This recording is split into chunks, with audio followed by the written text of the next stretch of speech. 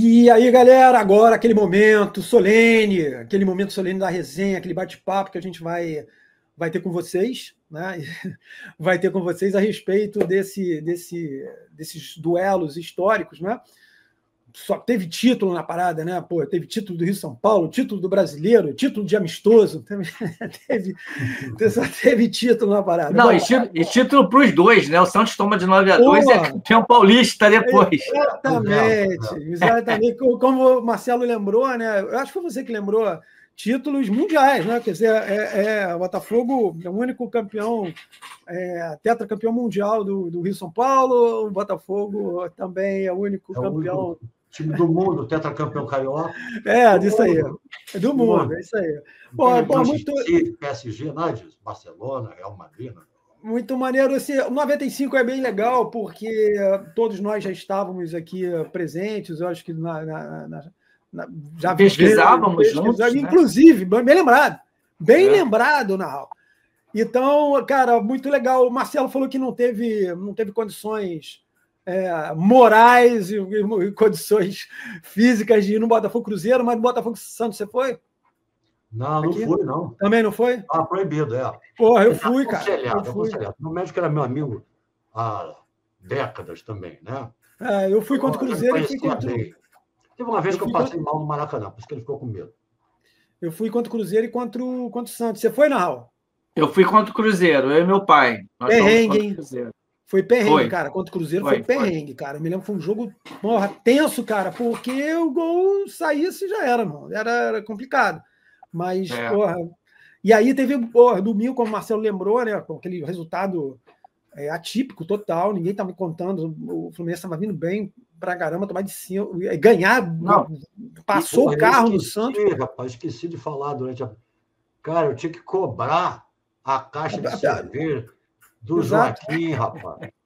Tu não cobrou, não? 30 anos, cara. Porra, meu irmão. Imagina, ele separou para você. Até para Niterói, ele. Tá morando lá, entendeu? É um filósofo, né? Não vou lá buscar a caixa, eu vou. Puta, tá esperando você, tá geladinha ela. Tá esperando. Mas foi assim, realmente, a decisão, eu me lembro que a decisão nenhum de nós foi, evidentemente, né? Acho que na Raul não fui, eu também não fui, lá em São Paulo. Mas eu me lembro de um lance, foi curioso. Eu assistia esse jogo, o pré-jogo foi na casa do meu irmão, e eu, enchi os cones de cerveja, né? Enfim, e vim para casa assistir com meu pai. Eu já estava meio caneado, para falar a verdade, usando um português, né? Um português mais sofisticado, né?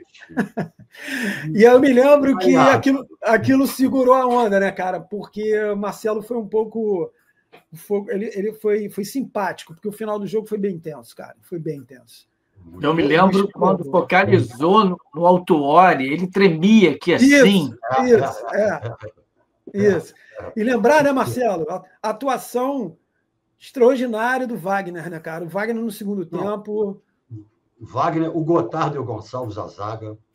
O Túlio foi um herói para mim, porque fez o que ele nunca tinha feito na vida. Claro. Era baixar o cacete, marcar e deixar o Donizete lá sozinho na frente lá. Quer dizer, o Túlio chegava também, claro, todo mundo chegava. Houve vários heróis ali, né? Mas eu citei o Wagner, porque o Wagner, em 95, ele ali acho que chancelou o Wagner como um goleiro prateleira alta, porque o Wagner ele oscilou um pouquinho, né?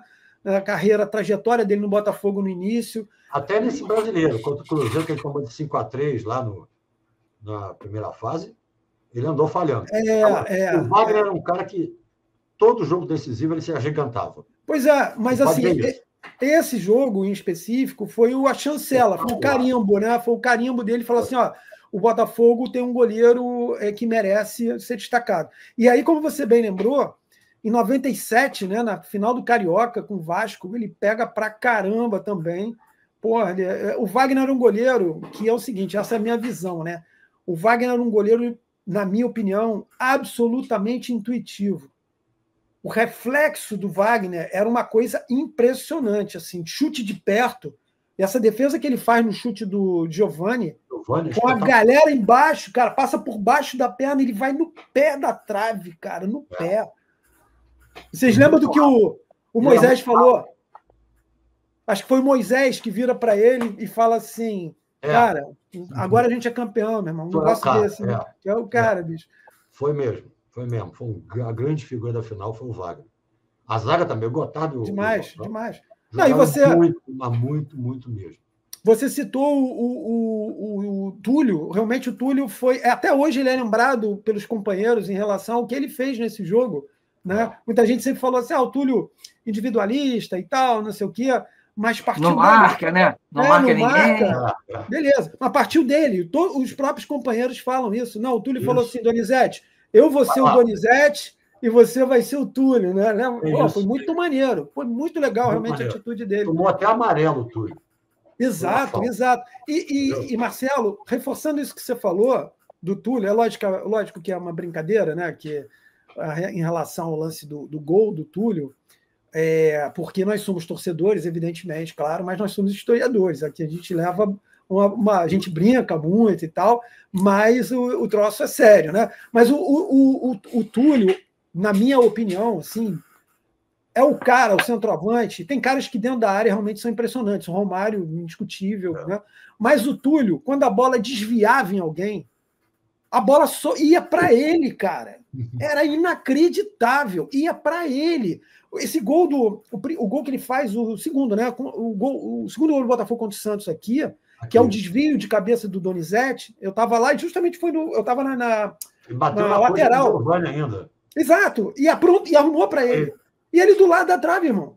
Ele do lado da trave. Aí ele vai e empurra a bola. E o gol do título é um desvio do Jamir. Cruzamento do Sérgio Manuel. O Jamir meio que dá a casquinha e ele domina a bola. O Túlio domina, meio que caindo, se ajeitando e bate. Cara, a gente tem vários heróis ali, alguns heróis quase que anônimos, né? E foi um título extraordinário. O Túlio, cara, ele teve 2 jogos, acho que ele não jogou. Um foi contra o Bahia, o outro não me lembro qual foi. Contra o Fluminense. Isso. A Encaiaça que ele não jogou. Ele jogou 25 jogos. Ele meteu 23 gols, cara. Impressionante. Aquela frase, né? Meu amigo Portela. Aquela frase. A bola procura o artilheiro, né? Isso aí. Pois é. Por isso que não pode estar impedido. Como é que vai impedir a bola de encontrar com o seu artista maior? É verdade. E lembrando, Marcelo, lembrando que o cara que fez o gol no lado é o Camanducaia, né? O gol do Camanducaia. Camanducaia faz o gol, e, enfim. Mas realmente ali a gente pode falar um pouquinho desse jogo que nós vimos, né? Agora o 65 é gozado, né, cara? Como é que é a situação, né? Como é que a gente vê isso?